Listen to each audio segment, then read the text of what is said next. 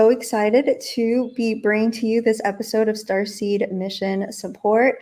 We are going live with our beautiful sister Sanja Rose, who is a true sky astrologer I recently met through our sister Grace on her podcast, The Oracle Codex. And honestly, myself, the only experience that I have had with astrology has been with galactic astrology. And the reason is because I was born with a super sensitive meter for purity in things that I'm allowed to engage in.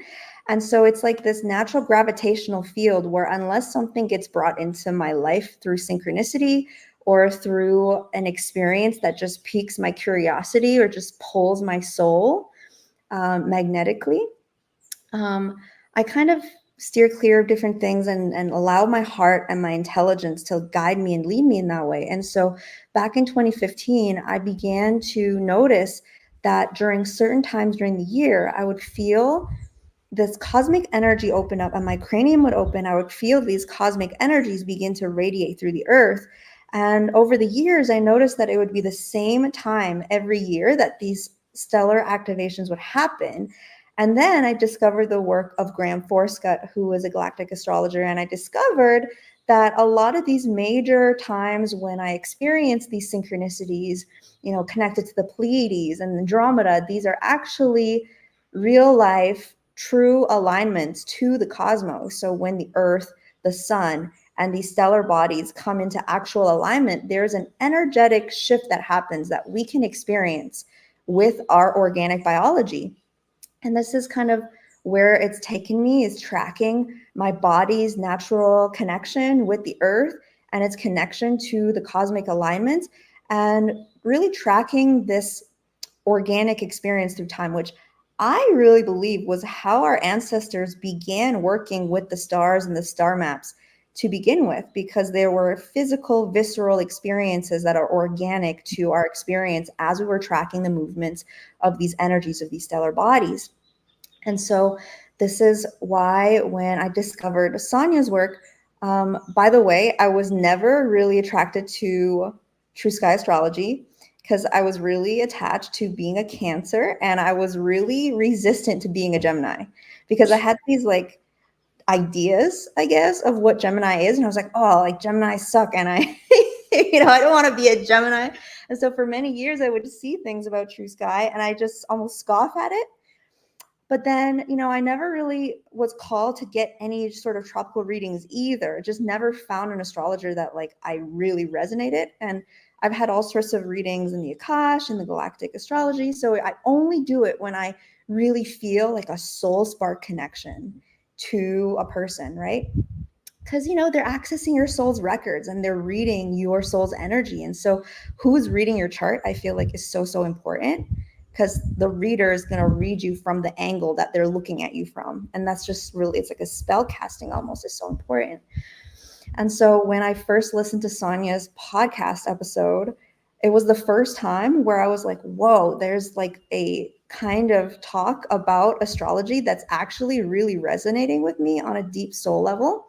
And then I got a session with her, and it was actually like the most extraordinary session, that I've ever had. Like, it was so clear. Like, she was just talking really fast, which to me was like, she was just really just knew her stuff so well, and not only read the chart, but really I felt like she read my soul. I feel like she wasn't just reading the mathematical equation that is a chart, but she was really reading how, like, and why a soul would put placements in that way, because that's really like the multidimensional aspect of astrology. Like, it's not just math. We're not just these two-dimensional mathematical beings. We have a spirit. We have a multidimensionality. So even if we were born at the exact same time, the same place as another soul, and we had the exact same chart, the way that our soul put the chart together would be different. And it requires for a kind of a soul intelligence to be able to read a chart on that level. And I really felt like Sanja was doing that and was just blowing my freaking mind and telling me these things about Gemini that I was like, oh my God, I just never actually even understood what Gemini really is, because in the false matrix, there's all of these lower almost distorted frequencies of these signs that aren't connected to our true galactic self. And so I wanted to preface this conversation because Sanja is going to share different kinds of things that may be challenging for our mind. And I'm going to share different things that might be challenging for our mind as well. And the way that we really want to approach this conversation is just from this like inquisitive, curious place. And I guess it's a very Gemini trait, isn't it? For me, I'm just curious about stuff. I just want to know. I just want to understand. I want to receive information that exists in the universe. I want to just taste it all. And there's this mind virus, in our world, and we see it everywhere, where it's like there's only one way things have to be. And if you don't agree with the way that my way is, then you're dumb and I get to strip you of your human decency and I get to just be really rude to you and no longer allow love to flow. And so, I really want to approach this conversation from the lens where it's like, I'm not saying that true sky is the absolute truth. I'm not even saying that it's something that you have to subscribe to at this time, right? Because it's just, we're sharing this perspective. And if you can allow your mind to just taste this frequency that we're sharing, allow this information to percolate through your mind and come to a conclusion that isn't based on ideology, I think it would be very progressive and helpful for us to actually explore the true roots of astrology, which is really our personal relationship to the actual energies that are existing in the universe. And so, without further ado, I just want to bring Sanja up, and I would love for you to just share your work and introduce yourself. Thank you so much. Oh my gosh, you're so amazing. I think people are saying we're a little staticky or crackly. I'm not sure if we can do anything about that. It's probably my internet. I'm just in the mountains in Costa Rica. You're completely clear for me, so I guess we'll just continue on. Wow, we're getting a lot of static. So lots of static, lots of energy, lots of transmission coming through right now. So I'm just kind of clearing the channel energetically a little bit. I'm really grateful and honestly like honored to be able to give this perspective to the world because our ancestors for millennia connected to the heavenly bodies and the sky above. They didn't have TVs. They had the stars and the planets to look at and to gaze at, and it's how they oriented themselves. It's literally how they traveled, how they knew where they were going. And that's also how we can know where we are going collectively and personally, because our personal astrological chart, the map of our soul that we designed and chose for ourselves when we came to the planet at the exact time that we did, is also a picture of the macro situation that's happening all around us. So it really gives us this universal perspective. And the thing about astrology, and especially true astrology that I love most, is not everywhere on the planet is it winter going into spring, or is it summer going into autumn, or somewhere in the middle, but everywhere on the planet currently at this time, the sun is in Aquarius. So we're getting the solar rays of Aquarius is currently right in the crotch of Aquarius, a very juicy spot to be in the cosmos. I call it the kinky cosmos when that happens, when we have transits through the jewels of the different signs. And it's really powerful to connect to the true visible sky. And Z, you're like, it's not the definitive truth. I've got Scorpio placements and I've got a Scorpio Mercury, so I would disagree. We can all agree on and see with our own eyes where the planets are and where the constellations are if you know how to look for them. If you're not practiced in how to spot constellations, or you live in a city with a lot of light pollution, I would recommend getting an astronomy app. And this is where science and spirituality really get to marry and merge, and they really become one, is within the cosmos. So get an astronomy app like Starwalk 2, that's my favorite one, and go out and observe the sky and see if you can pick out constellations. Usually the Big Dipper is the easiest one to find in the sky, or Orion. Orion's really visible right now, especially in the northern hemisphere. And From there, you can actually find planets and see where their placements are. And it's very difficult to disagree with something that your own eyes can see, because I believe that we're all cosmic artists. We are all here on this planet to have a relationship to the Earth as a planet, but also to all of the planets in our solar system and all the stars in our solar system. And when we get to connect to and see that Jupiter is currently in Aries, or that Saturn is currently in Aquarius, and we can see that with our own eyes, no one else can take that away from you. You don't need me. You don't need an astrologer to give you access to astrology and to cosmic wisdom and to universal knowing. All you need is your own eyes and your own vessel. And you can go talk to Jupiter, talk to Saturn, talk to Aquarius, talk to Gemini yourself, and have a relationship yourself with those constellations and those star bodies and star guardians, and start to experience what that means for you. So that's like the first and foremost thing that I have to say is go out and get Star Walk 2, look at the sky, see how it feels to actually connect to and see for yourself. Don't take my word for it. Go and see for yourself, and it'll be a profound shift for you. And really, there's no arguing. Once you can see it with your own eyes, you can just see that Western astrology is like a weird fake timeline that we'll talk about later. Yeah, absolutely. I mean, I'm not in agreement with that. I feel like a lot of times when people say that, oh, the tropical astrology, it really resonates with me and all of these things. And I just want to validate that because, of course, we're going to relate to it because we're existing in a matrix reality. And so we have been existing inside of that system for a long time, and there's going to be things that we relate to even if they are not organic.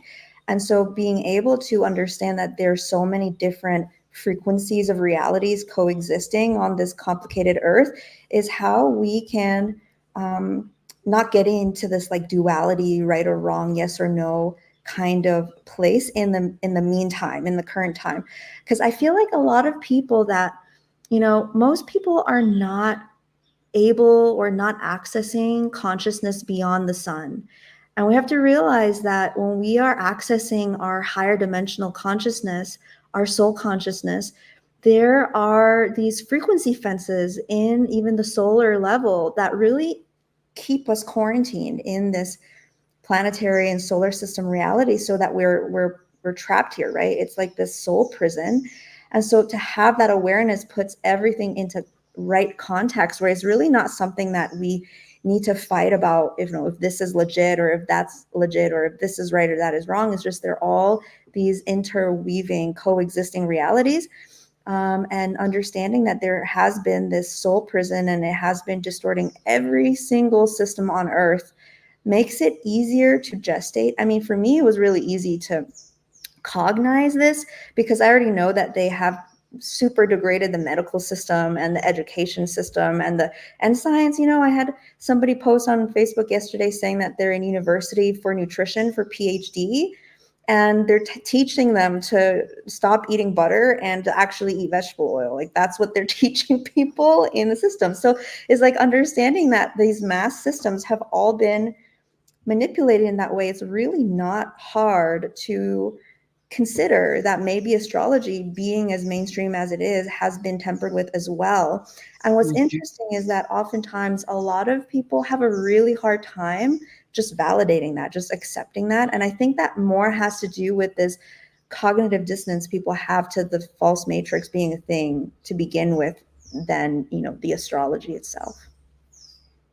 Yeah. And I mean, with Western astrology, for those of us living in Western countries, in Eastern astrology, like Vedic astrology, is more accurate. It's still not the visible sky, but it's much more accurate. It's like less incorrect, I would say.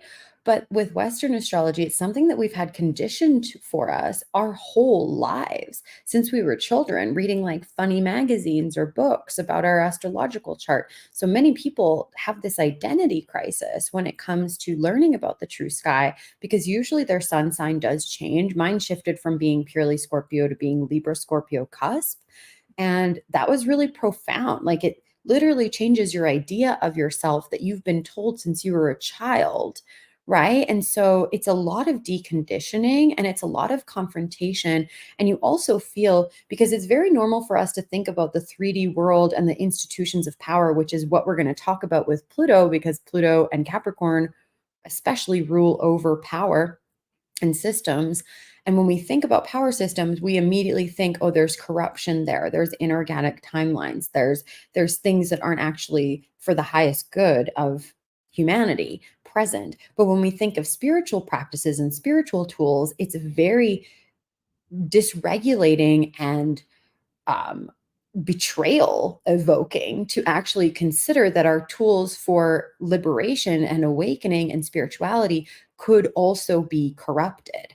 It's incredible. And of course, it makes sense that it is, because they've been power tools. Like astrology was really used in its height during the Roman Empire. They used it to deify their Caesars, to plan their wars. Some Caesars even killed people based on their astrology chart alone. Could you imagine astro assassination? Like that was happening at that time period. They had Capricorn on their coins if they were Capricorns. Like it was used. I was there during that time in another lifetime. And even then, I was fighting for people being able to know the truth of the sky.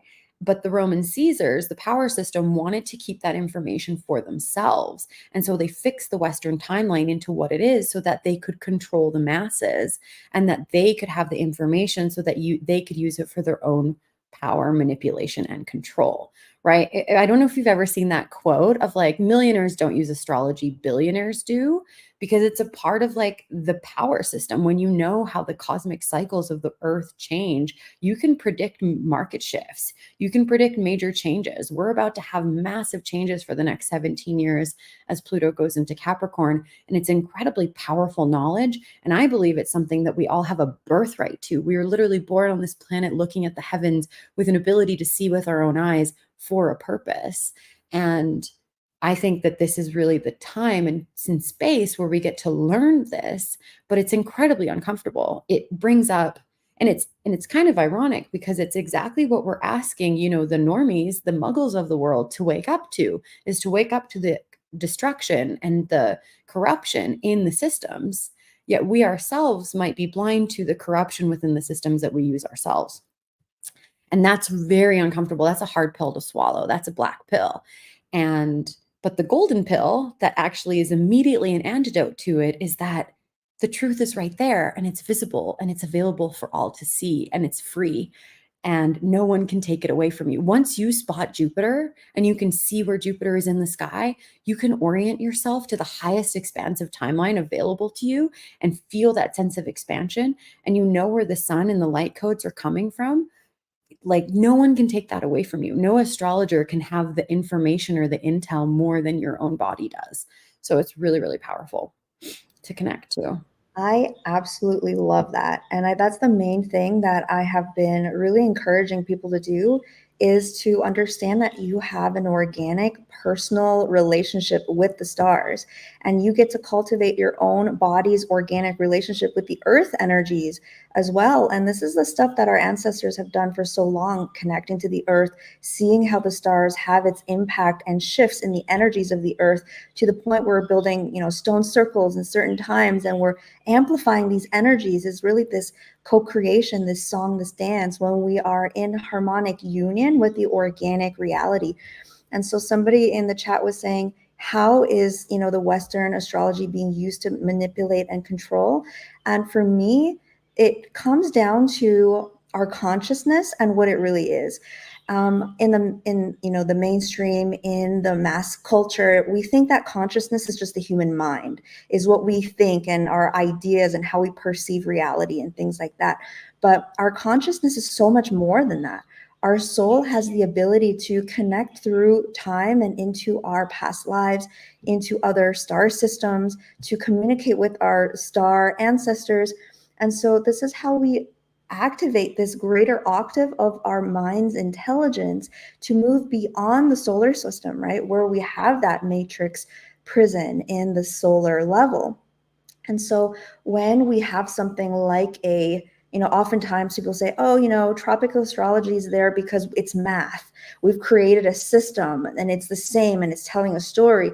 And for me, that's never been a valid, really, argument, because it tells me that that system is a projection of the human mind that's not actually coherent or harmonized with the natural world. So what that means is that we're existing inside of a mental construct, which, if everyone agrees to the mental construct, then is reality, right? If everybody agrees that we get all our groceries from the grocery store and we pay our taxes and we're good little slaves, if we all buy into that reality, then that is the reality. So it's the same thing in astrology, where we have this mental construct of what is the night sky or the cosmos, but what it's really doing is blocking us from having an organic and personal relationship with the stars. And that's almost the most important thing. What Sanja was saying is like looking up at the sky, feeling it in your own body, having a personal relationship with something that's not just a mental construct, but actually something that is organic to the physical reality. And that's really something that I'm so passionate about, because we're talking about the Earth's grids and the star maps. And the star maps are just this holographic greater dimension of the Earth's grids. And so what we're really doing is realigning ourselves to organic time and organic structure. And somebody was saying, well, astrology don't matter because there's no such thing as time. And I think that's just new age bogus, because obviously, we can say there's no such thing as time, but I had my day planned out and I'm making progress in life and I'm experiencing the movement of matter, which is what we experience as time. So I think that physicality in the false matrix, we might have this distorted idea of time, but ultimately in the cosmos, everything is moving and evolving and transforming, and it's time that is allowing matter to move forward in that way. Yeah, it's so powerful. There's so much I want to say. Where to even start? Yeah, I feel like I need a prompt. Well, okay, let's go into Capricorn, because we were talking about how Capricorn is really a dragon. And for me, when I thought about Capricorn previously, the last thing that I would think about Capricorn is that it's a dragon. Like, I thought Capricorn, my mother's a Capricorn, like I thought they're kind of boring and they're so grounded and all of those things. So like what is Capricorn energy really? And why does it make sense that Pluto is actually going into Capricorn? Okay. Oh, wow. Okay, so Capricorn, being a dragon, is a remembering that came from my sacred soul sister, Cassidy Lee Bell, who's also one of my favorite true sky astrologers and 13 moon ceremonialist keepers. And her and I teach together inside of my cosmic arts training, where we did a whole training and transmission about Capricorn. And when you really look at the sea goat that is Capricorn, it has a little beard, it has a tail. Really, it looks like a water dragon. Like when you really look at it, like it's got these arms, right? It looks like a dragon. So really, when you think of like a sea goat, that's a very strange mythological creature, which has been around since ancient Sumer. The ancient Sumerian gods had little sea goats as pets. Like instead of dogs, they had fun little sea goats, which is quite cute. But I think that connecting to the dragon, which is a mythical being, which is in almost every culture around the earth, is a dragon. And especially in the earth keepers that are very connected to the lunar cycles, to the cosmic cycles, it is very present. And Capricorn, being a dragon, being an earth sign, it is an earth keeper. It is the keeper of the earth grids. It is the holder of the connection to the tectonic plates, to the melding of the molten lava, and then the beautiful earth plane that we see above us. And they are really the ones that hold all of these different elements of the earth, all of these different expressions of earth. And they're really here to contain the earth and protect the earth and protect the people of the earth. And many Capricorns feel this immense ingratitude and even this commitment and this fire and drive within them to do work that will leave a legacy for the earth, that will leave the earth a better place. And they are so committed and so integrous in doing that sort of work because they have this dragon mythical energy within them. And they're definitely not boring. Like I would say out of all the earth signs, like Capricorn is the most mythical, is the most poetic, is the one that really is both earth and fire, or water, I mean, and fire being the dragon element, right? So they really are this transmutational being that can hold a lot of different alchemical power within them. And that being the sign and the structure, typically ruled over by Saturn, it represents power. It represents our relationship to time. It represents our relationship to systems of power, to institutions, to rules, to control, all of that. And so you can't see Pluto because she's small, she's bitty, she's tiny. She was reduced down to a dwarf planet, which is still a planet, but I consider Pluto as a planet. That's just my Scorpio placements though, because she's my ruler. So I'm very connected to Pluto. And we all get to have our own relationship. I just think that there's going to be more planets to find, and calling them dwarf planets, I don't know, just kind of, they're littler planets, right? It's kind of like you don't call people that anymore. You call them little people. So I think we need to call them little planets instead. It's certainly not a dwarf energy. No, definitely not. Like it packs such a potent punch. And the thing about Pluto mixing with Capricorn, so literally we're 3 days away from Pluto going into Capricorn. You can see this if you look at any astronomy app. Like I said, Star Walk 2 is my favorite. You can also see this. Often, true sky astrology is also known as true sidereal astrology in terms of the astrological systems. I think that it's kind of funny that you have to call it true. Like it's like, oh, this is true, which is hilarious to me. But you can also find it on masteringthezodiac.com, true sidereal astrology. You can pull up charts there. And you can also see that on the 26th, Pluto will be over the line and into Capricorn. And it will be there for the next 17 years until 2040. And what's really interesting is February being our only natural lunar month that we have in our fake Gregorian calendar. Although some of you might follow lunar calendars, like the Chinese calendar, the Hebrew calendar, or indigenous moon calendars. There's lots of people on the planet following natural cosmic calendars. Ours just isn't in our Gregorian calendar of 2024.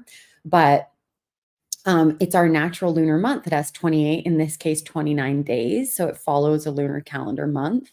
And it's always in February that Pluto seems to shift signs. Back in 2007, it shifted into Sagittarius. So if you think back to 2007, where you were, what you were doing, and what you've been doing since 2007 until now, a lot of things changed in the world. Like literally technology, mobile phones, tablets, the internet, Wi-Fi, all of it really exploded and expanded since that time.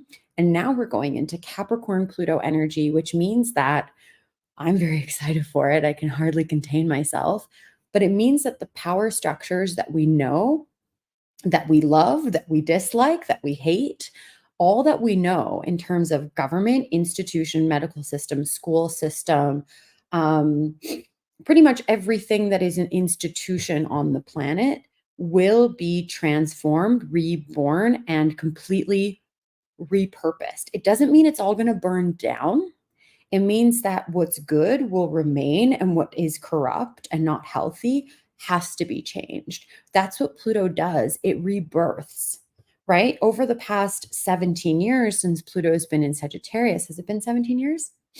Yeah, 2007 to 2024. Oh no, is that longer? That's like 20 something years. Am I wrong? No, it's 17. Okay, sorry, my math is off. So since Pluto has been in Sagittarius, which is now leaving, we have literally had the ability to do what we do now. We have literally had this ability to connect to each other instantaneously all around the world, to share information, to share transmissions, to give each other information, which is so, so, so powerful and profound for all of us to have. And it wouldn't have happened without Pluto going through that expansiveness in Sagittarius.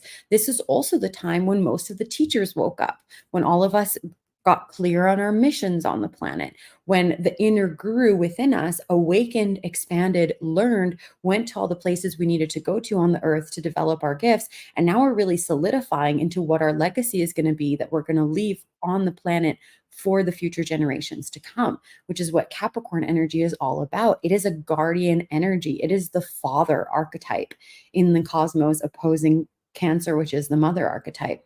And so that father wants to provide, wants to protect, wants to leave a beautiful legacy for the world and for the children of the world. And over the next 17 years, we will be anchoring that in for ourselves individually, but we're also going to be anchoring that in collectively. Literally, 20 years from now, we might be laughing at, hopefully, at the fact that we used to have corruption in government, that we used to have war that was gained from and that was profitized from through the military industrial complex. We're going to laugh at the fact that we had like gross corporate greed intermeshed with our civil service and our public human rights. And it's just going to be a very, very different system once Pluto actually goes into Aquarius. Because to me, Pluto in Aquarius is like, oh, it's time for real humanitarian service to reign on the planet. And everything else that needs to change in order for that to be the case is what's happening. A lot of people who think that Pluto is in Aquarius right now, which is the Western false timeline, think that it's like AI and all the technology. And that's not what's happening. That's not the world we're going into right now. We're going into power transformation mode, where the people in power are going to be shifting quite significantly. And the power structures that we have in place are going to be transforming and rebirthing themselves so that they're actually of the earth, for the people of the earth. Yeah. That is just so exciting and so resonant with me, because obviously it's the dragon year this year. And what has been coming through so much are these original dragon scrolls, right? The dragons are the keepers of high consciousness civilizations. And so there's a blueprint, there's an original state for the highest civilizations. In these high civilizations, there's a way for us to have medicine systems, there's a way for us to educate children. All of these institutions are based on very high consciousness virtues and values and understanding of spirituality and life. And so understanding that this is a Capricorn, the dragon energy, and Pluto is rebirthing these foundational structures of reality makes utter and complete sense. Obviously, it's what, as far as having heaven on earth and having, what is all the light workers even working towards, right? We're here to rebirth these systems of reality. And I feel like this is the grounding energy that so many of the light workers really, really need, because I feel like, you're right in that this Pluto in Aquarius energy is very mental, it's very heady. It's like we're heading in that direction. There's nothing we can do about it. Like this is like what is happening. Technology is advancing really fast. And it feels like this really ungrounded energy that has nothing to do with what the humans are actually doing with this cosmic energy on the ground, which when you really think about it, this aligns with like the work of the Earthstar Academy and all the light workers here on Earth. Like we're here to build new systems on the ground, new monetary systems, new education systems, new medical systems. These are the things that are going to start to happen in a physical way in this reality. So many people are already going out, into different countries and starting new communities and living, bringing back these original dragon squirrels. But these dragon squirrels, again, we're talking about a conscious planetary civilization and how conscious civilizations actually structure these aspects of society, right? And so, in order for that heaven on earth to truly happen on the earth in the third dimension, this is really what we're going to see in the next 17 years, hopefully, right? This is what we want to be seeing, is people taking this Capricorn energy, rebirthing these systems so that life on earth looks different for everyone by the end of it. And I think that this is a very supportive and positive and excellent and aligned energy. It makes total sense on that front. Mm, it's powerful. And it's also very uncomfortable. Like having our sense of power rocked and shook up, and in order for rebirth to happen, there also needs to be death. So there will be parts of the system that do die away. And the same as in a forest fire or even a hurricane, they're very regulating, although destructive to the environment, right? They kill away all the disease, they re-regulate the water temperature. um, a hurricane does, and then the fires like will kill the disease and create new life and regeneration to the soil and to the forest. But obviously there needs to be death and changeover. And many people have said like that this will be the time when we see like arrests of the like overlords, the Kabbalion overlords of the world and of the governments, and there will be exposure, and it won't be something that only a select few people who are very inquisitive and very in the know about. There will be like, oh wow, we used to have rampant corruption throughout all of our governments and power structures. Isn't that crazy that that's how we functioned? And literally, like, it's such an irony that the most corrupt part of our society is what's here to be of public service and servanthood to the public. And it's like all of these ironies that exist in our system right now will be done away with, and we will have profound transformation. And technology will actually serve us in doing that, right? What if we couldn't have like corporate corruption or greed or lobbying because like blockchain was used to actually control where our tax funds went, and et cetera, et cetera. I have lots of ideas and musings and downloads that I've gotten and received around what this can look like. I don't know exactly. I just know that it's going to be profound. Like, even with that Putin interview that happened earlier this month, I was like, oh, here we go. Like, Pluto hasn't even entered Capricorn, and it's already starting like new dialogue, new conversations, new information, just like a real opening up and using everything that we've gained from Sagittarius Pluto, which is technology and this ability to connect instantaneously with each other on all of these platforms, is going to be a way for everyone to really proliferate the spread of goodness in the world. Okay, so I really want to ask about like what just a little forecast is like if we're not moving into Aquarius now, like what is that going to look like when we eventually do move into Aquarius? What does that look like in the organic? But before we go into that, there was one thing more I wanted to share that's very interesting is that, since I'm not an astrologer, right? Like before I really met Sanja, like I wasn't really in this world, but then when I met her, I was like, oh my God, like this is so cool. I just want to talk about it. But what I did not realize that is that astrology is like this whole thing. And I just like came in the scene and started stepping on toes, and like people started, yelling at me and calling me all sorts of names. And just, it was like not a civil conversation often all the times. And then I started, my friends would send me these videos of people like making fun of True Sky and just, talking about it, dissing it, and even going as far as like making fun of people's like face, like, making fun of people's teeth, making fun of people as people instead of addressing what they're saying. And it's this like ugly side of like the human unconscious that's very ironic to me, because Mm. I feel like when you step into organic intelligence is this benevolence and this kindness. Like I could never imagine myself like laughing at somebody's face or making a random diss at them just because I don't agree with something that they believe in or something. Like that just seems like such a lower epoch or like past timeline kind of behavior.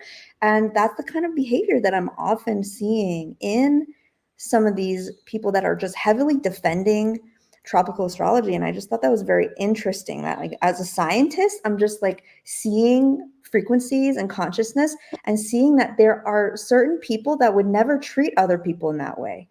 There are certain people that would never, like, there's just such an organic benevolence that we just want to help people have fun. We just want to help people see the beauty of life. Like that's what we're here for. And then there are people that are just like committed to staying into a narrative, and they'll just be really mean to people about it. I'm sure we've all seen that play out in different parts of the reality, but I just thought that was such an interesting thing to take notice. Hmm. Oh, it's wild. And the true sky astrologers have gotten really fierce since the last full moon, since the Cancer full moon last month. And tomorrow we have the Leo full moon. in reality, which is potent. So our leadership and ability is being potently activated right now. And with the last full moon, I noticed every true sky astrologer I follow, we've been really nice, and we are very nice and kind, because we're like, okay, like, you don't believe me, just go look for yourself. Like, literally just look up. Like, you don't need me to be an expert. Use your own eyes and tell me what you think. Like, look for yourself.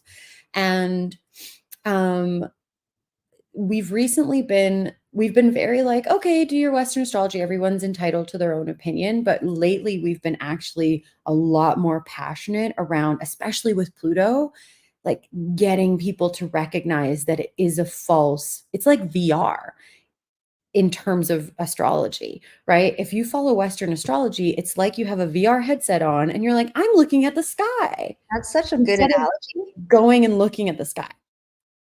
That's Like, just that's literally what it is. saying that's a really good analogy. Mhm. Yeah, I was trying to explain it to my one friend who's like still very, because a lot of people are like, well, there's a timeline, there's a resonance. Of course, there's a timeline and resonance. There's literally hundreds of thousands, if not millions of people adding to the frequency, to the thought form that is Western astrology. And that's exactly what the Romans wanted. It's a spell, it's a spell of mass spiritual mind control. And it's so disturbing when you actually like feel into that nefarious nature of what it is. And a lot of people don't want to admit that, right? Can you imagine the masses being able to understand what just happened over the last 4 years, right? We're in a leap year again. We're about to approach March. We're about to approach 4 years since everything really started shifting on the planet. Could you imagine if they actually were to face that? It's incredibly life altering. It's incredibly traumatic. It's a lot to be with. And not everyone can be with a black pill like that. I know for me, it almost took me out. I needed marijuana to like help me stabilize. And then I became addicted to it. And I've been 1 year sober of marijuana. I'm very proud of myself. I'm a sober Because lady. you were a tropical astrologer before this, right?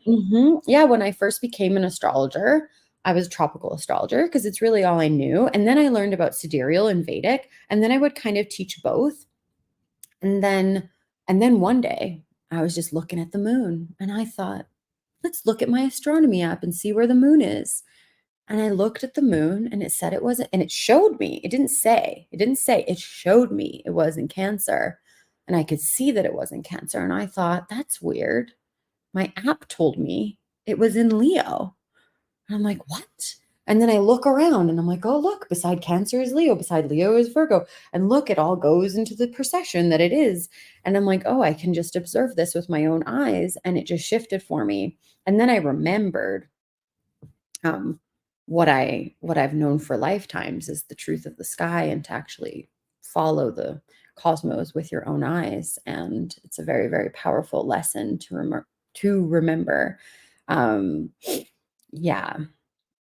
So with that all being said, what there is to expect, I mean, it's a ways away, like 2040, like literally 2040, 17 years from now is when Pluto will actually enter Aquarius. It will be in the Aquarius Capricorn cusp a little bit before that. So there's going to be kind of like a grace period, a cuspy period that we'll have to integrate with, but it'll be purely in the stars of Aquarius come February, March 2040.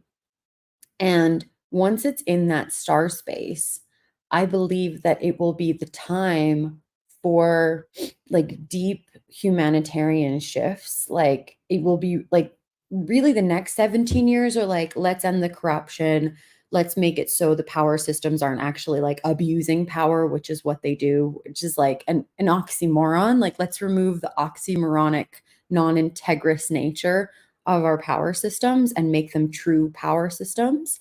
And then when we get into Aquarius, it's let's actually serve humanity on the highest level that we can and let everyone be a unique individual as they are, love who they want, live where they want. It's going to be a really radical and transformative time, like even more so than Pluto and Capricorn. But first, we need Pluto and Capricorn to clear out the BS. And some people that follow Western astrology, it's like I've been even reading in their comments, they're like, oh, I kind of expected more to happen during Pluto and Capricorn. And I'm like, yeah, because it hasn't even started yet. Like, that's why it hasn't happened yet. Right. Like, there's no way that Pluto and Capricorn would have meant like technological ramping up and the mass adoption of social media and mobile devices and everything like that. Like, Facebook started in '06, and Pluto went into Sagittarius in '07. So it's really like that's what this has been about. And Sagittarius is all about expansion of information, connection, learning, being able to grow, being able to connect to all places all around the world, and us being able to travel all around the world. And that's really what we saw the proliferation of, is people traveling and working all around the world. I mean, you're in Costa Rica. I'm going to be like I travel around and work all the time. And that's what we saw the proliferation of. And next, we're going to see a deep, profound shift of how we relate to the earth and how we relate to the earth and our power systems that provide for the earth, provide for the humans of the earth, and how we actually need to change all of the rules so that they actually are helpful and supportive to humanity without it being like, it's not about anarchy or chaos to get there. It's about um, like a structured flow. Like, it's actually going to be funny because it'll be the systems that were created that actually take down the people that created them. It's going to be like they will be tried and persecuted within their own laws, which is great, in my opinion. That all makes total and complete sense. And I am just truly excited for that. And I think that's why this particular energy, like for me, I'm really interested in the parts of astrology that like serve my work and inspires things that I'm already inspired about. I'm feeling these dragon scrolls starting to return and really understanding that the dragons teach humans how to have advanced civilizations, essentially, right? That is like Mhm. our guides and our teachers. Their role is to help humanity align to our original values and to create advanced human civilization based on those true values. And that is exactly what Capricorn energy really is in the highest level, is divine right order, right? That Holy Father, divine right order. If everything is actually in accordance to divine law, we would have an advanced human civilization that was built on the virtues of unconditional love and acceptance and co-creation and all of those beautiful things that we're working on installing into the fabric and the foundation of society. So that's essentially the thing that really made sense to me about Pluto going into Capricorn, because as you said, I definitely didn't really feel that much over the last 17 years. That's just the rebirthing energy of the system of the earth has not been really focused on that. We've seen a lot of hunkering down of these systems. It's been the system, the old distorted system has been trying to tyrannically exert itself very heavily over the last, you know, especially over the last 4 years. I feel like they've really amplified that effort in cementing this kind of societal structure. And so knowing that Pluto is now moving to Capricorn and coming into rebirth those foundational systems of politics, of medicine, of education, of money, that's actually really, really, really aligned and really exciting. It is exciting. Like, we are so lucky to be here at this time. Like, there is no coincidence we chose to be here on the earth at this time as mission keepers, as leaders. And this is really our time to shine. Someone just said, like, Pluto and Capricorn is about work. And heck yeah, it is. Like, it's time for us to really get to work. Like, Pluto and Sagittarius was our collective time to expand ourselves, to grow ourselves, to learn what we needed to learn, right? To start with yoga and then expand into the cosmos, however your spiritual journey has gone. But now it's time to really put that work into work. And some of us might actually be drawn to doing work in the institutions. I even feel drawn to going back into corporate settings so that I can spread the good in those areas, whereas it's somewhere where I wanted to get away because it was so corrupt. And now I'm like, oh, I have to actually go and change it from the inside out. Well, we're And some talking about like the creating of worldwide epic scaled companies And this is like all, I feel like this is where Sanja and I like jive so much, because for me, like I'm all about dreaming big. Like, oh, you have a problem with the medical system, just go create a different one. You have a problem with the foster care system, go create a different one. Like we are these epic, cosmic, powerful creator beings. Like if they can create this planetary matrix, we can create something better, right? And Mhm. so understanding how these systems can either encourage that kind of thinking, that kind of expansion, or limit it is really important, because I feel like at the end of the day, it's like when we ingest nutrients in the form of information, is it junk food or is it actually nutritious? And so for me, I really focus on creating content and knowledge that really inspires people to imagine their greatest self and just focus on their destiny, and really to create that future that they know can be possible.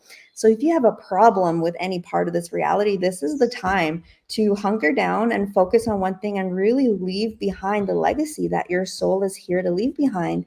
And that includes, creating large companies that facilitate service and upliftment and joy and co-creativity for human beings and the whole planet.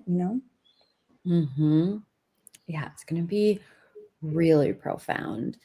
And like I said, like there's so much to be optimistic about. There's so much to be excited about because, we're never going to see this cosmic cycle happen again. Pluto moves so slowly. We only really see like 3 or 4 Pluto shifts during our lifetime, and we won't be around for another Pluto and Capricorn shift. But we definitely need it at this point in time in society, in humanity.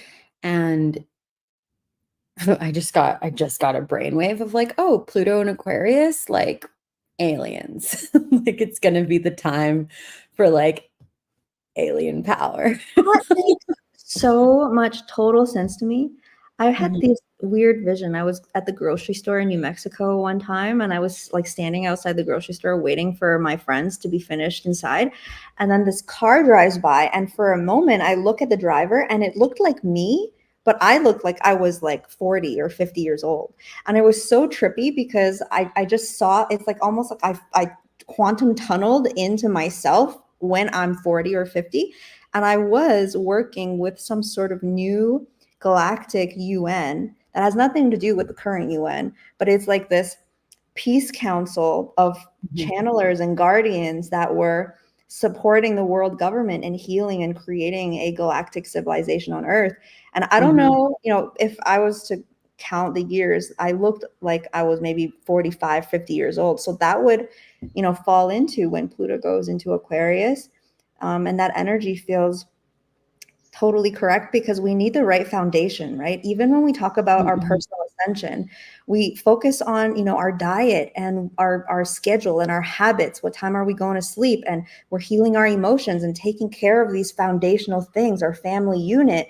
And when we have that solid, grounded foundation in our lower chakras, that's when we can really expand and have this higher, galactic consciousness. And right now, humanity is not set up for that kind of expansion, right? We mhm, can't skip steps. We got to create the sustainable systems. And that's why it makes so much sense for us to go through these years in Capricorn and then bring in these, galactic centers that we've all been seeing, where contact is going to happen and galactic, mhm, consciousness is going to be made more massively available, and all of that. mhm. Yeah, there will be, I think first we create peace on Earth, and then it's like peace throughout the universe, peace throughout all of the galaxies, and with that, with all other forms of life and divine consciousness and intelligence throughout the universe. And I don't think we're ready for it. And given all the misinformation and psyops and things and all the fear mongering around aliens and UFOs, Mhm. that's just a distraction. That's also a part of that false Pluto Aquarius timeline. It's also the false like age of Aquarius that many like, spiritual leaders are talking about, that this is the age of Aquarius when it's not happening really for another 300 years, when the equinox is actually in Aquarius. And that's only one of the equinox points. The in the north. The other equinox point is going to be in no, Pisces Aquarius. Why am I Leo?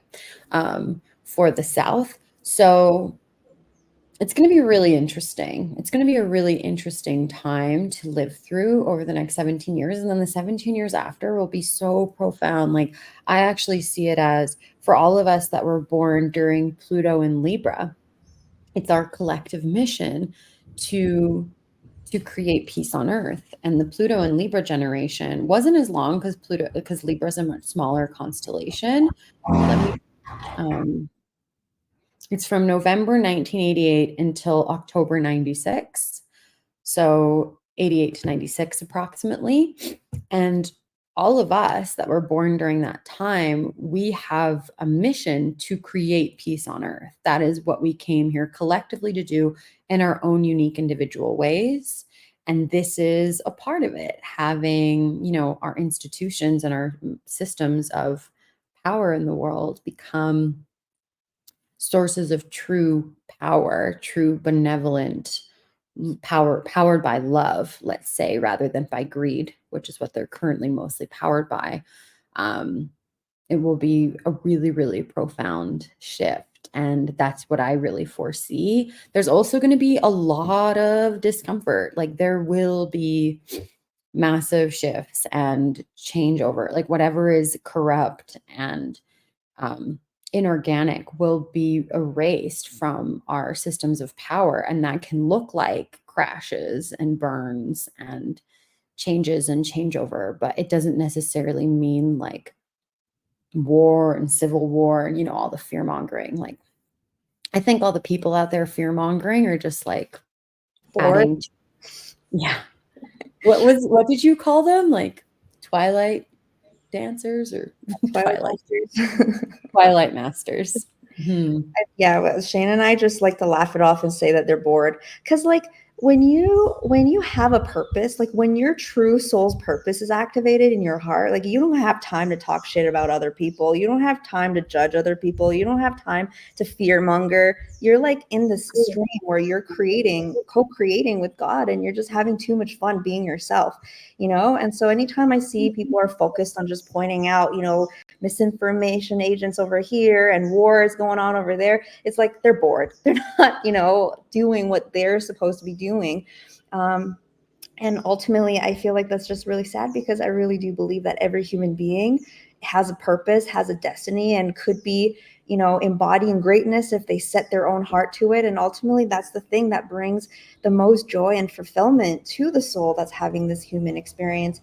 But anyway, Sanja, we're just at this hour mark here, and I have one question, one final question, because I know that people are asking this. So, what is the primary difference between sidereal and true sky? And then also, what is this 13th sign? And is it a possibility that there's a different name for it? Ooh, whoa, okay. All right. So sidereal astrology is it says it's based on the fixed stars.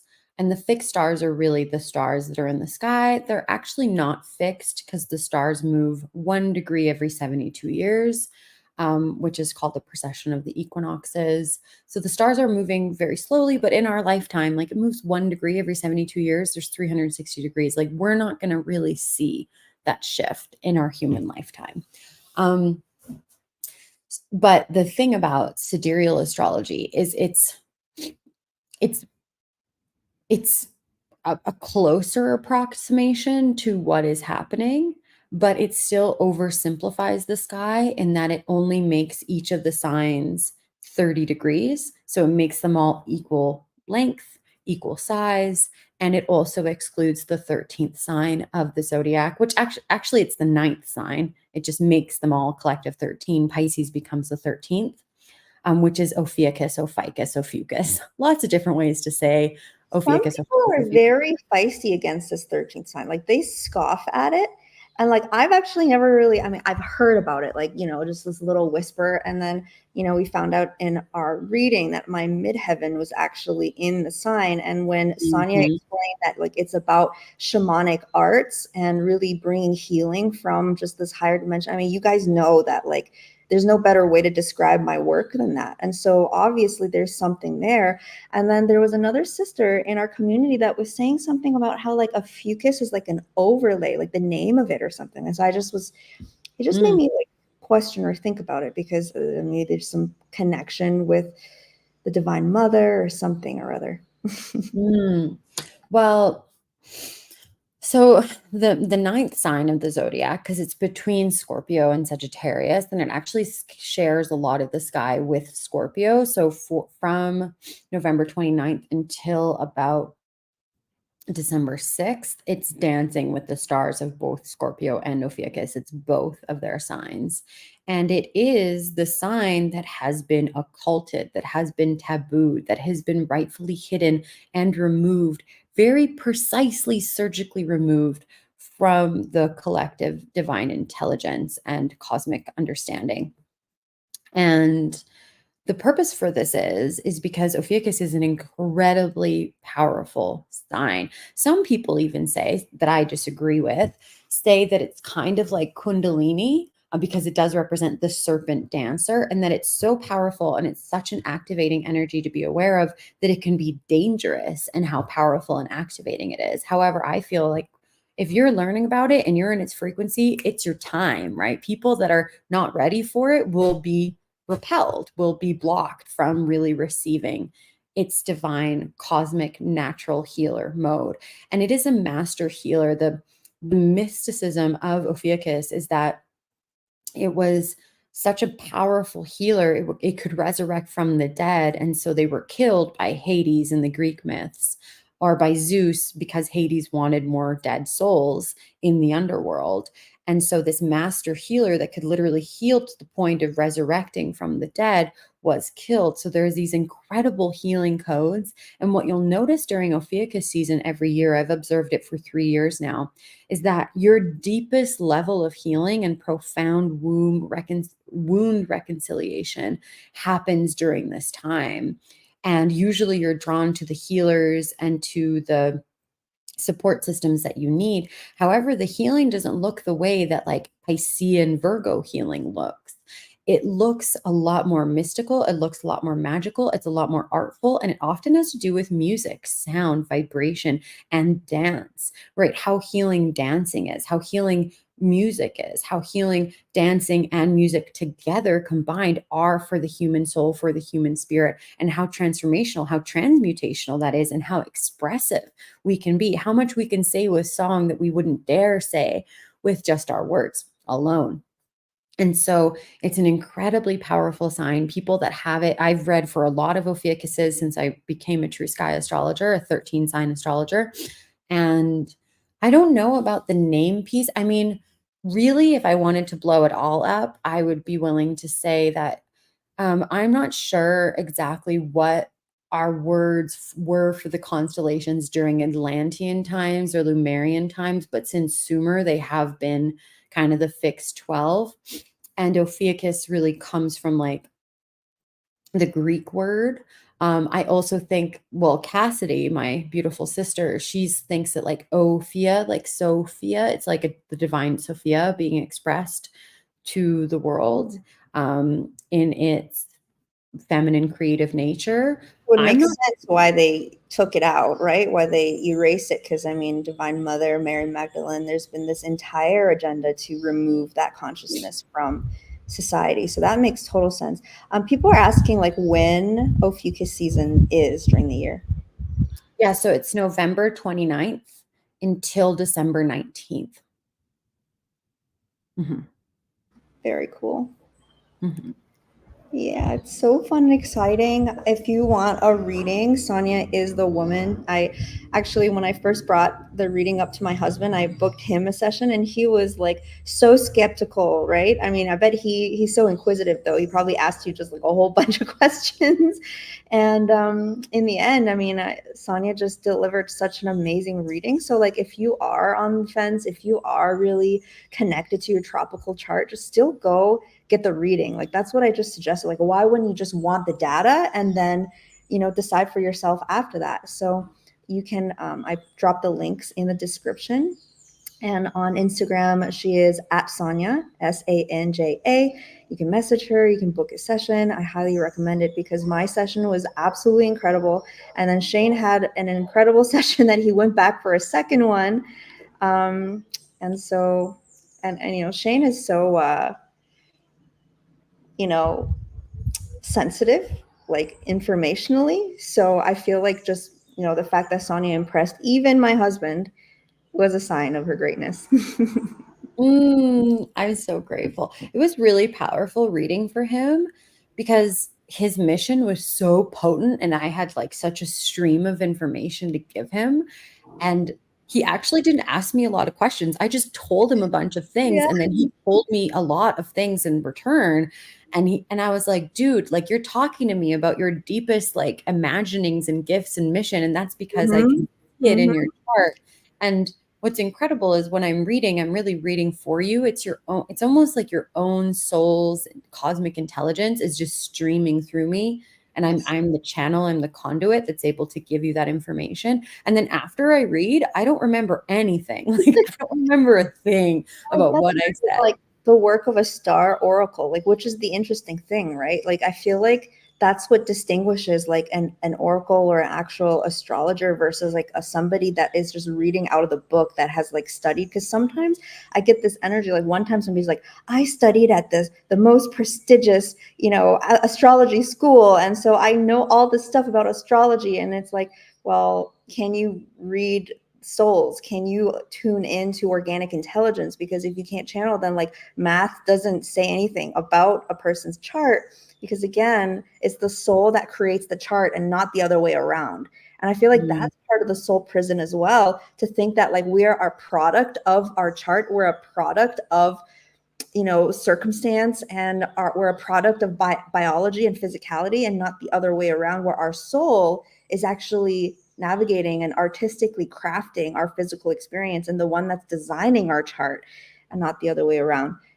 Something else that blew me away was also our reading. I got my baby reading. I got Kara a reading, and Sonia knew nothing about my journey with Kara, and she was telling me all sorts of crazy stuff. I was like, oh my God, how, you know, how did you know? Because she was just, you know, tapped in. And so this is kind of a organic experience. You know, I am just so picky with the people that I allow to read me. And now I have this just crew of really awesome, you know, Akash reader. We've got an Akash reader. We've got a galactic astrology reader, Graham, who's amazing. And last December, we made a galactic astrology calendar with Graham. If you want, I've launched this digital copy that you can get. But next year, Sonia is actually going to be coming on board, and we're going to be working true sky alignments into the calendar as well. And we're going to be building a calendar, we're going to be building a planner, just to, again, like for me, none of this is about mental information. It's about your personal relationship with the stars. Like that's literally the most exciting thing, is when you're tracking time, because that's how it started for me, right? Just noticing energies and then realizing they happen every year, and then synchronicities about those energies would happen every single year, and I feel this personal soul connection with the stars, and I get shifted out of this mental prison, this mental projection of this false reality, and I get tapped back into the original, the organic, where I'm just having a living relationship myself internally between my organic body and the stars. And there's no greater feeling than that. This is a path that you can step onto to cultivate. It requires for you to pay attention and not just take things for face value, but really, as Sonia has been saying, like look up at the stars, ask your body, how does it make you feel? And track those energies so that you're really having a lived, and it's the same thing with God, right? Like religion wants us to have this relationship where we can only talk to God through a priest, and we can only talk through to the stars through an astrologer. And what's happening now is that we're like, what, let's cultivate our own lived relationship with this greater force that we all have this organic relationship with. And the only way that we can cultivate that is by paying attention and really just having fun with it, you know, on a daily basis. mhm.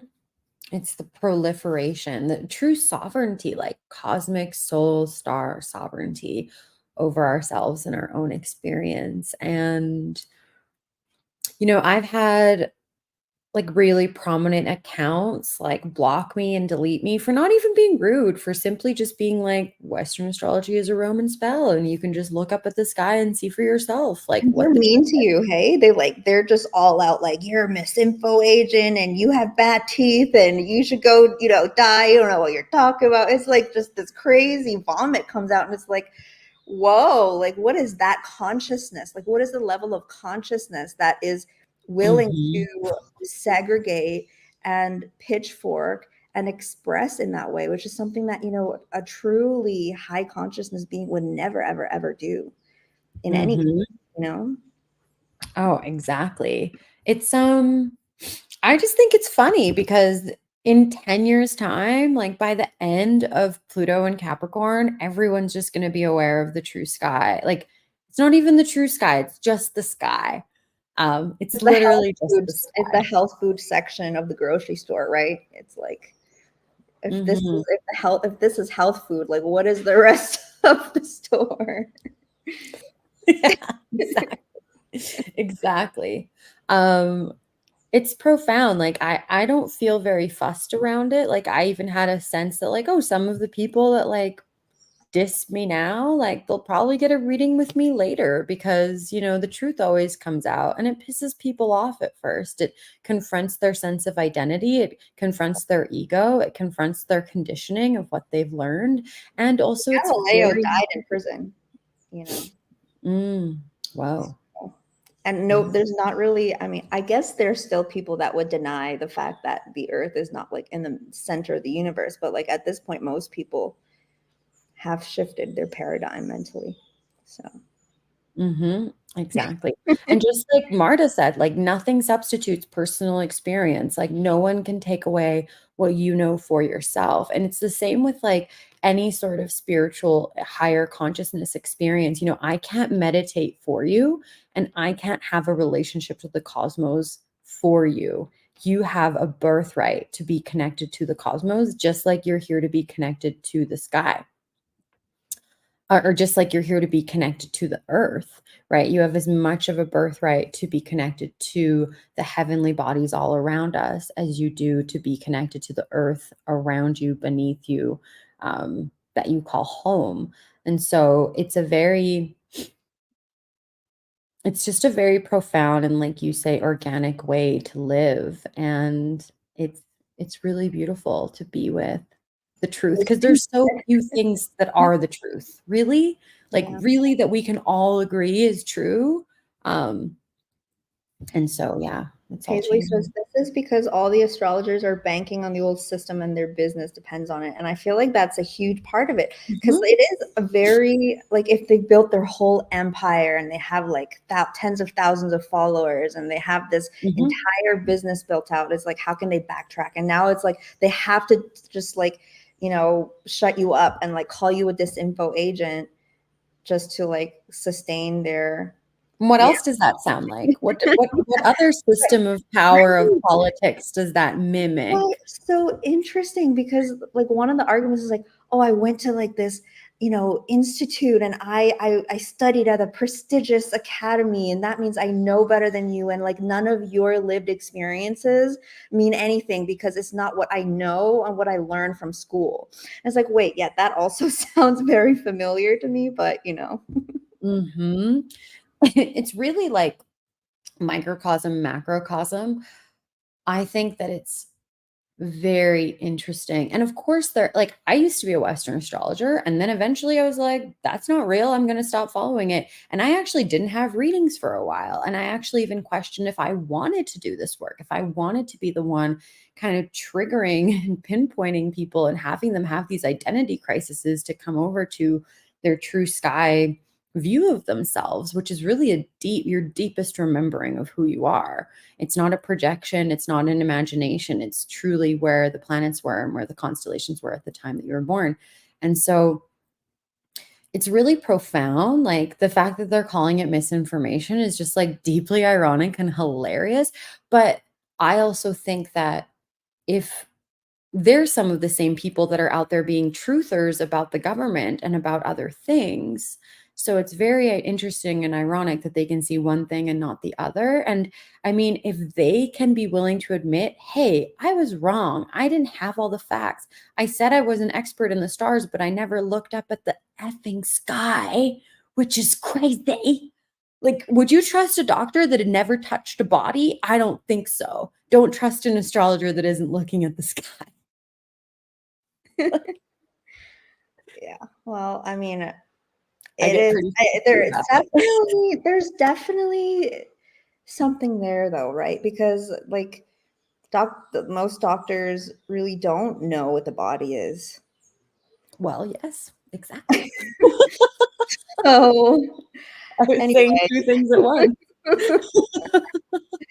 so again, this is really meant to be like a joyful experience. It's not really meant to get our like panties all up in a knot. Like if this is confronting and like difficult, then just like forget about it. It doesn't matter. I'll still love you as a human being. I'll still respect you. Like I'll still have dinner with you. I'll still walk around and go for a hike. You know what I mean? Like it doesn't matter to me. Like I'm literally just out here having fun, create a whole new world that's peaceful and joyful for everyone. There's nothing wrong.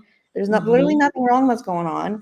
And I mean, I feel like it just reveals this mind virus, which is very difficult, to like when we're just inundated by like mental hierarchy programs. As you think about like what drives people to pitchfork and witch hunt and go after people like that in previous ages, is this same mind virus, right? And it's really not even their fault. It's like this virus that's infiltrated humanity and human beings. So it's not really about pitting people against each other and their ideologies. We just have to see that there are certain diseases that are deeply held within human consciousness right now that makes people take everything way too seriously and not take the right things seriously enough. So Yeah, it's going to be really interesting, like what this time with Pluto is going to really reveal for us around. Like, Pluto is also a deep truth teller. It will reveal the truth of what's possible. And it'll be really profound how much that shifts, and it's going to be uncomfortable. But I think with this Pluto transition, it's actually going to be more easeful for people to be willing to like, to actually transform and grow and mutate, essentially, as we say in human design. Like, you have to let yourself transform, mutate, evolve as a human being. And I think eventually, there will be some politicians in the world, not all of them, but some of them will be like, wow, we were really wrong and our policies were bunk and we were corporately corrupted, and this is what we're truly going to do. And there's going to be reform, and there's going to be Western astrologers that admit the same thing. And the truth will prevail, but it's not always going to be seen by the greater public everywhere at once immediately. yeah. Yeah. Well, anyway, so in conclusion, is there anything else that you'd like to share with the audience before we close off our riveting conversation? It was so fun. So Have this. So I can't wait to get started on working on our calendar, because, it's just going to be so cool to like have something, and you're tracking and you're writing your notes. Like that's the most important part, is that you're having like, you're looking at the stars, because sometimes you don't even want too much information. Like I don't want to tell you guys like what the energies are supposed to feel like even, I want you to just see that there's an alignment and like really feel in your own body what it feels like, because that's what it's all about. But anyway. yeah, that's really my overall like gift of sovereignty to you, is to start looking up at the sky. Go out tonight, the moon will be full, and you will be able to see it inside of the constellation of Leo. You'll actually be able to see the Big Dipper above. So it's going to be a really obvious constellation to point out. The Big Dipper is right above Leo. You'll be able to see the full moon. So you'll be able to observe the actual placement of the full moon with your own eyes. And from that, let it stream into your body. Let the codes of the heavens actually speak to you in your own unique way. You get to have your own relationship to it. And if you want to learn about where the rest of the planets are and how to learn the constellations, then get an app, an astronomy app like Star Walk 2, and just literally point it to the sky and it'll orient you and you'll be able to really learn how to read the sky yourself. If you want to dive even deeper, I do have a cosmic arts training, which is going until Scorpio season, so until November. November? Yeah, November next year. And I'm doing a whole other Pluto transmission specifically about that. So you can find out more about that on my Instagram page and my True Star Systems page. And I'm just really grateful that you've all been open and we've had really fun dialogue. And there's been such incredible wisdom in the comments shared, and that you're all actually open and willing to look up and just experience the cosmos and the heavens for yourself, because it is your birthright to do so. Love that so much. Don't let people gaslight you out of your own experience, which is just something that, you're just going to start to recognize that there is a similar energy behind that kind of behavior that exists in other matrix systems, right? And it's like, if anyone ever tries to tell you that your experience, like, oh, you have like anxiety, that's just in your head. Like, oh, you have pain, oh, that's just in your head. Like, oh, you think you're having a personal relationship with the stars, like, that's not real, just to recognize how that all sounds and to see the frequency of it, and really start to develop your own sensitivity and know that you have a living relationship with the energies of the world as a human being. That's what we're meant to have. We're meant to have a lived relationship with the ley lines and the power spots. Like, we don't need somebody to tell us where they are, because we can feel it with our body if we start to reclaim that, technology, reclaim our own body in that way. So really excited, you guys. I put the link to that cosmic arts training in the chat, and all of Sanja's links are in the description as well. I'm super excited to have her on, and I'm just really excited to see where all of this goes in the next coming years. I'm really excited that I have met you in physical life, because we're just going to see some incredible things unfold over the next decades. All of us, we're going to see just incredible things unfold in the next decades. And I'm so excited to be here with you guys. Maybe we should do another transmission. Well, probably before that, but in 17 years, we can have a retrospective. Let's do it. It was like, see, like all of these things happen 17 years in advance. I love it. Let's do it. Awesome. Okay. All right, everyone. Thank you so much for tuning in today. Much love, and we'll see you next time. Okay. Bye, everybody.